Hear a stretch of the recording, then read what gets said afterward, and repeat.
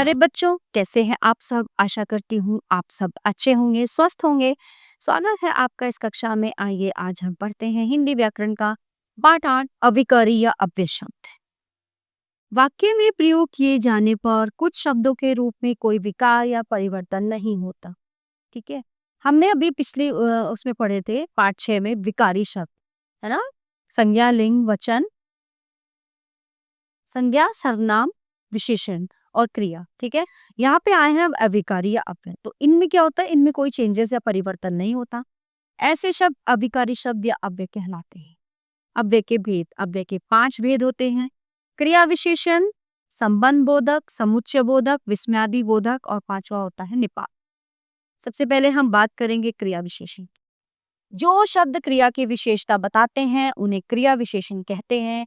जैसे वह कल आएगा, तुम बाहर जाओ, सीता रोती हुई आई। उपयुक्त वाक्यों में मोटे लिखे शब्द क्रियापदों की विशेषता बता रहे हैं, इसलिए ये क्रिया विशेषण है। क्रिया विशेषण के भेद। स्थानवाचक क्रिया विशेषण, जो अव्यय क्रिया के होने के स्थान या दिशा का बोध कराते हैं उन्हें स्थानवाचक क्रिया विशेषण कहते हैं। जैसे तुम यहाँ आ जाओ, कमल वहां बैठो, रिया का भाई इधर रहता है, शिवम कहाँ रहता है। कुछ अन्य स्थानवाचक क्रिया विशेषण, पास, दूर, साथ, भीतर, सामने, बाहर, ऊपर, आगे, पीछे, किधर, जहां, आसपास, नीचे आदि। कालवाचक क्रिया विशेषण, जिन क्रिया विशेषणों से क्रिया के होने के समय का बोध होता है उन्हें कालवाचक क्रिया विशेषण कहते हैं। जैसे बाजार अब कल खुलेगा, उसके दादा कब आएंगे, अब तुम्हें जाना पड़ेगा, वह प्राय यहाँ आता है। कुछ अन्य कालवाचक क्रिया विशेषण, आज, सदा, कल, पहले, तत्काल, बहुधा, हमेशा, नित्य, शीघ्र, फिर, एक बार, अभी, तभी, जब, तब, लगातार, प्रतिदिन, तुरंत, एकदम आदि। रीतिवाचक क्रिया विशेषण, जिन क्रिया विशेषणों से क्रिया के होने की रीति ढंग का पता चलता है उन्हें रीतिवाचक क्रिया विशेषण कहते हैं। जैसे विजय गाड़ी में बैठकर चला गया, वह झूठ बोलकर रोने लगी, उसने मुस्कुराकर देखा, वो गुस्सा होकर चला गया। कुछ अन्य रीतिवाचक क्रिया विशेषण, अचानक, केवल, ऐसे, जैसे, कैसे, जरूर, ध्यान से, पैदल, नम्रता पूर्वक, विनय पूर्वक, चलते चलते, रोते रोते आते। परिमाणवाचक क्रिया विशेषण, जिन क्रिया विशेषणों से क्रिया के परिमाण का बोध होता है उन्हें परिमाणवाचक क्रिया विशेषण कहते हैं। जैसे वह कम खाता है, अब थोड़ा रुक जाओ, उसका बच्चा बहुत रोता है, दुनिया कितनी बदल गई है। कुछ अन्य परिमाणवाचक विशेषण, अति, अत्यंत, थोड़ा, कम, कुछ, इतना, जितना, कितना, अतिशय आदि। विशेषण व क्रिया विशेषण में अंतर, विशेषण वे होते हैं जो संज्ञा या सर्वनाम की विशेषता बताते हैं, जबकि क्रिया विशेषण वे होते हैं जो क्रिया की विशेषता बताते हैं। उदाहरण, राजेश बहुत तेज है। विशेषण, तेज, संज्ञा, राजेश की विशेषता। राजेश तेज चलता है, क्रिया विशेषण, तेज चलना, क्रिया की विशेषता।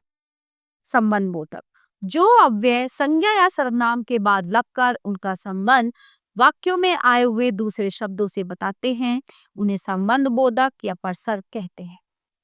बंदर पेड़ पर बैठा है, बिल्ली कमरे में चली गई, उसके घर के सामने पार्क है, वो जीने के नीचे खड़ा है।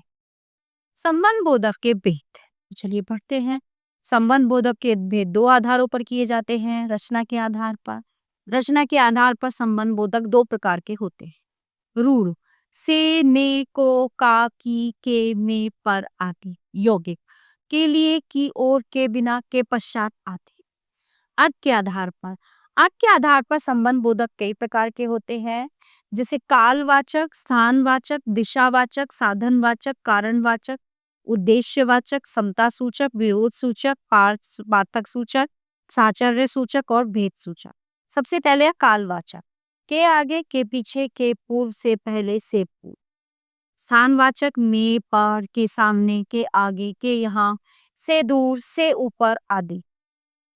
दिशावाचक, की ओर, की तरफ, के प्रति आगे। साधनवाचक, से, के द्वारा, के सहारे आदि। कारणवाचक के कारण, के लिए, के मारे आदि। उद्देश्यवाचक के निमित्त, के हेतु, की खातिर आदि। समता सूचक के समान, के बराबर, के तुल्य, के योग्य, की तरह आदि। विरोध सूचक के विरुद्ध, के प्रतिकूल, के विपरीत, के खिलाफ आदि। पार्थक सूचक से दूर, से परे, हटकर आदि। साचर्य सूचक के साथ, के समेत आदि। भेद सूचक के अतिरिक्त, के अलावा, के सिवा, के बिना आदि।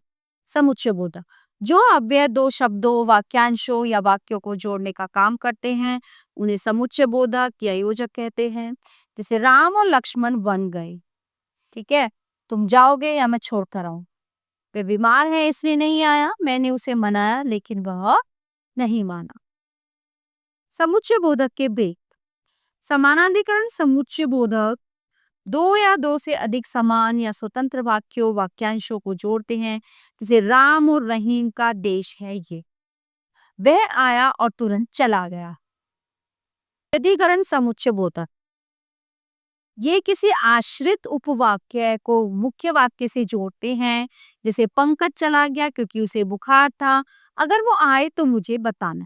विस्मयादि बोधक जो अव्यय विस्मय, हर्ष, शोक, विषाद, आशीर्वाद आदि भावों को प्रकट करें उन्हें विस्मयादि बोधक कहते हैं। जैसे वाह तुमने कमाल कर दिया, आहा आज तो मजा आ गया। विस्मयादि बोधक का वाक्य से कोई संबंध नहीं होता, विस्मयादि बोधक के बाद ये चिन्ह लगाया जाता है। विस्मयादि बोधक के भेद। विस्मय सूचक अरे, ओहो, ए, सच, क्या। हर्ष सूचक आहा, वाह, शाबाश, धन्य। शोक सूचक आह, हाय, ओह, हे राम। स्वीकार सूचक अच्छा, बहुत अच्छा, ठीक है। तिरस्कार सूचक छी, धिक, धत, हट। अनुमोदन सूचक अच्छा, भला, अवश्य। आशीर्वाद सूचक जियो, जय हो, जीते रहो। संबोधन सूचक हे, अरे, अरे, ए, ओ आदि। निपात कुछ अव्यय ऐसे होते हैं जो पद के बाद जुड़कर उसके अर्थ को बल प्रदान करते हैं, उन्हें निपात कहते हैं। ये काम केवल तुम कर सकते हो, मैंने उसे देखा तक नहीं, आज तुम्हें जाना ही पड़ेगा। मुट्ठी भर चावल से उसका पेट भर गया। उपयुक्त वाक्यों में आए मोटे छपे शब्द केवल तक ही तथा भर निपात है।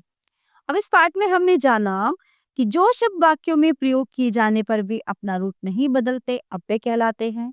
अव्यय के 5 भेद हैं: क्रिया विशेषण, संबंध बोधक, समुच्चय बोधक, विस्मयादि बोधक, निपात। क्रिया विशेषण 4 प्रकार के होते हैं: स्थानवाचक, कालवाचक, रीतिवाचक तथा परिमाणवाचक। संज्ञा सर्वनाम के बाद आकर उनका संबंध वाक्य के दूसरे शब्दों के साथ बताने वाले शब्दों को संबंध बोधक कहते हैं। समुच्चय बोधक शब्द दो शब्दों, वाक्यांशों या वाक्यों को जोड़ते हैं। विस्मयादि बोधक विस्मय, हर्ष, शोक, आशीर्वाद आदि भावों को प्रकट करते हैं। निपात वे शब्द होते हैं जो किसी पद के बाद लगकर उसके अर्थ को बल प्रदान करते हैं। तो प्यारे बच्चों, ये पाठ यहीं पे समाप्त होता है। आशा करती हूँ आपको अच्छे से समझ आया होगा। मिलते हैं अगली कक्षा में। धन्यवाद।